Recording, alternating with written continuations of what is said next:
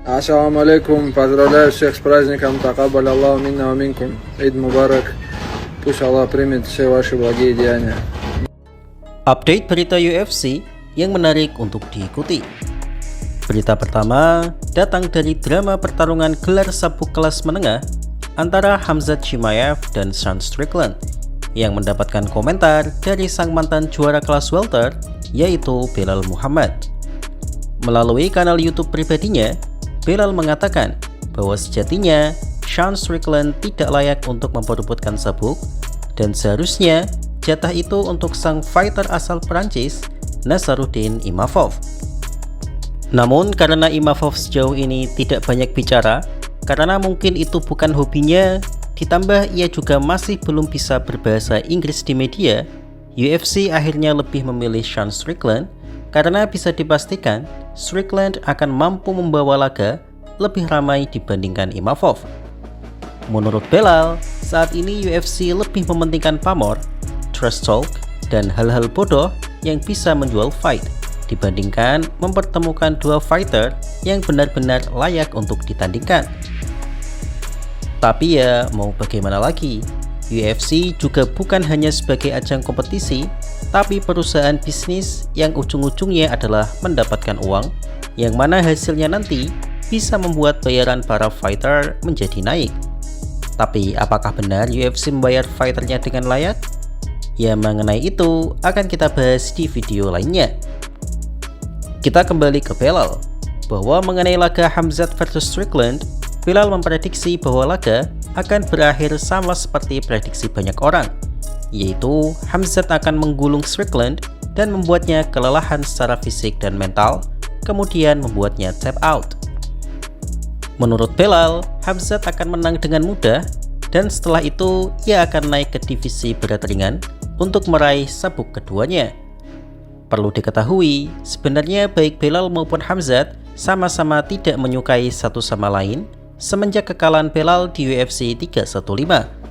Tapi itu tidak membuat Belal menampik bahwa Khamzat memang sangat hebat untuk kelas menengah. Mengenai kelayakan Strickland didasari karena Strickland sudah pernah mengalahkan Imavov dan baru saja menang atas Anthony Hernandez. Tapi masalahnya, dari sisi win streak, seharusnya Imavov lah yang lebih berhak melawan Khamzat. Kalau dari teman-teman, siapa nih yang pantas melawan Khamzat? Tulis di kolom komentar ya. Sucks for Imavov. He earned a title shot, but I think the trash talk and the stupidity and the era we live in now, where Strickland talks his way into a title shot. The only thing I'm excited for is to see Chimaev smash him and walk through him. I think he's going to be able to take him down, control him, cut him open a little bit, let him bleed a little bit, and then break him mentally and tap him out. I think after Chimaev wins this one, I think he'll go up to 205. I'm probably almost that weight class. Yeah. So 205, is that something that I know you were calling out Pereira. He ignored that, right? There was never any response? I never response, but so we'll see if anyone else. I won't just become a double champ. And then I can go back to my weight class or stay there or go out more up, try. Berita kedua datang dari petarung kesayangan mayoritas fans UFC Indonesia saat ini, yaitu Islam Makhachev. Saat ini banyak pihak yang mempertanyakan apakah Islam Makhachev sedang beneran cedera atau tidak, karena melalui beberapa postingan, Makhachev tidak tampak kelihatan cedera. Perlu diketahui bahwa yang mengatakan Makhachev cedera dan tidak masuk rencana UFC White House adalah dari narasi Dana White. Dan sampai saat ini tidak ada keterangan dari pihak Makhachev bahwa ia sedang cedera. Seperti yang saya perkirakan sebelumnya, Islam Makhachev memang tidak peduli masalah UFC di akhir bulan Ramadan karena ia menghabiskan waktunya untuk beribadah di Tanah Suci. Kemudian di hari raya pun, Makhachev tampak seperti orang Indonesia pada umumnya, yaitu melakukan salam-salaman di kampung halamannya, Makhachkala, Dagestan. Bahkan dalam satu footage, kita diperlihatkan bahwa Makhachev memulai kembali latihannya dan tampak Makhachev sedang menjalani latihan boxing. Melihat bagaimana tajamnya tinju Makhachev di sesi latihan, membuat para fans bertanya, apakah Makhachev benar-benar cedera atau tidak? Karena mustahil orang yang mengalami cedera bisa melakukan latihan seperti itu. banyak dari fans Topuria yang berkesimpulan bahwa ini adalah bukti Makhachev menghindari Topuria. Tapi hal ini dibantah langsung oleh manajer Makhachev, yaitu Ali Abdelaziz, dalam interview bersama TMZ Sport. BTW, untuk interviewnya akan saya bahas besok, karena ada banyak hal yang menarik yang bisa kita bahas di sana. Terlepas dari itu semua, rasanya fans Topuria tidak perlu meremehkan striking Makhachev, terutama tangan kiri Makhachev yang sangat tajam. Ya, meskipun saya yakin Makhachev tak akan mau beradu boxing melawan Topuria, begitu juga Topuria pasti tak akan mau beradu grappling dengan Makhachev. Dan yang saya suka dari Makhachev memang dari sisi stoiknya. Terlepas dari banyak pemberitaan mengenai dirinya, Makhachev sama sekali tidak peduli akan hal itu dan membiarkan banyak media berspekulasi. Makhachev sendiri tampak santai menikmati momen Idul Fitri, dan bahkan dalam suatu momen ia juga santai bermain paddle. Tapi bisa dipastikan bahwa Makhachev akan berlaga di musim panas nanti setelah gelaran UFC White House. Kalau menurut teman-teman, apakah Makhachev sedang cedera atau tidak? Tulis di kolom komentar. When can we expect to see Islam Makhachev back? I don't know. He's got some hand issues. I know that. I don't know how serious the hand issues are or how long that will keep him out. But yeah, he's injured. They had talked to a lot of people. I think they had a lot of fights set and ready to go. Right? I don't know which fight fell apart. I can't call it Islam. Islam is injured, right? So that fight wasn't something that was a done deal and then it fell apart, so Gaethje stepped in. It was one of those like, hey, if we can make Islam fight, do you want to do that?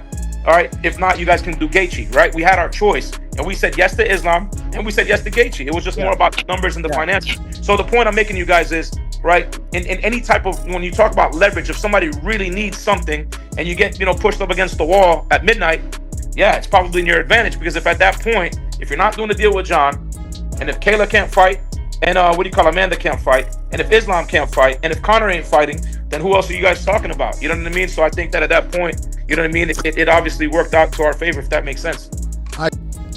Selanjutnya, bukanlah sebuah update berita, tapi sharing saja mengenai calon lawan Ilia Topuria, yaitu Justin Gaethje. Sejauh ini, Justin selalu mengatakan bahwa lawan terkuat dia adalah Khabib. Tapi jika ditanya lawan yang paling menguras mental dan emosinya, maka lawan itu adalah ketika ia masih berkarir di World Series of Fighting, atau sekarang kita kenal dengan nama PFL. Lawan tersebut adalah Nick Newell, sang petarung dengan satu tangan. Gaethje tentu saja tidak mau menghadapi dia. Bahkan dalam face-off interview, Justin berkata bahwa ia tidak mau menyakiti Nick dan berharap Nick mengalahkannya dengan KO. Tapi karena kewajibannya sebagai sang juara, maka ia harus melawan Nick sebagai sang penantang. Sepanjang laga, Justin tampak sangat menahan diri dan tidak sebarbar biasanya. Perlu diketahui, Justin 10 tahun yang lalu sangat berbeda dengan Justin yang sekarang. Meskipun Justin tampak seperti kutu buku anak kuliahan berkacamata, tapi dia adalah monster sesungguhnya. Justin jauh lebih cepat dan powerful, tapi ia tampak menahan diri meskipun akhirnya ia tetap menang TKO di ronde kedua.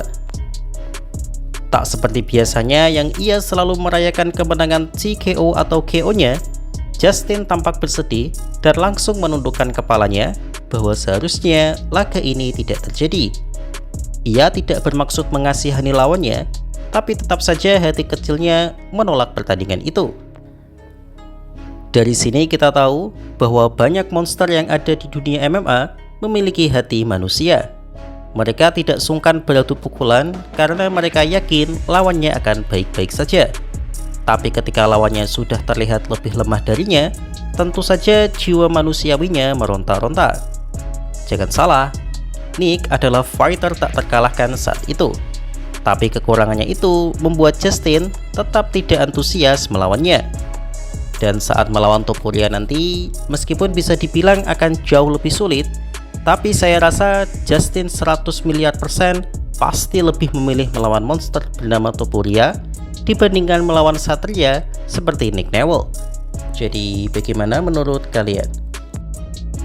That's all I care about. I hope you knock me out. I swear to God. You want me to knock you I out? would love you to knock me out. I want to lose. Just you leave, know, just I leave, want your, to. leave your chin out there, man, and we'll see what happens. No, it's gonna. My head's gonna be pointing, and I'm gonna get knocked out one of these days. And I hope it's Nick, you know, because it would be fantastic for his career. Because I am the biggest opponent, or the best opponent that he's ever fought, and